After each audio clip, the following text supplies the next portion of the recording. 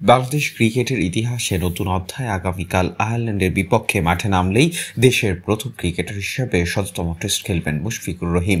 ২০০৫ সালের লর্ডসে অভিষেকের পর ২ দশকের বেশি সময় ধরে নিজস্ব পেশাদারিত্ব, শৃঙ্খলা আর কঠোর পারিশ্রমিক তাকে দিয়ে নিয়ে এসেছে মাইলফলকে। বাংলাদেশ দলের কোচ ফিল সিমন্স বলেছেন, মুশফিকের ভেতরে এখনও ১৫০ টেস্ট খেলার মতো ক্ষুধা ও ইচ্ছে রয়েছে। সিমন্স আরও জানান, মুশফিকের সাফল্যের রহস্য তার পেশাদার মনোভাব। আন্তর্জাতিক ক্রিকেটে টিকে থাকতে তিনি বারবার নিজেকে নতুনভাবে গড়ে তুলছেন। দলের তরুণদের জন্য মুশফিকই সবচেয়ে বড় উদাহরণ। অনুশীলনের প্রতিশ্রুতি, নিজেকে উন্নত করার নিত্য চেষ্টা এবং উচ্চমানের ফিটনেস। ৩৮ বছর বয়স হলেও এখনও থেমে যাওয়ার প্রশ্ন নেই।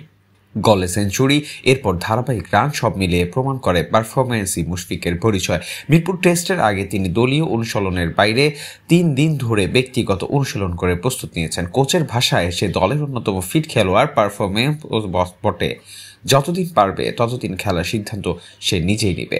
বাংলাদেশ ক্রিকেট চোখ এখন মিরপুরে ১৭তম টেস্ট। মুশফিকের ব্যাট ও কি হাসবে? ক্রিকেট প্রেমীরা অপেক্ষায়।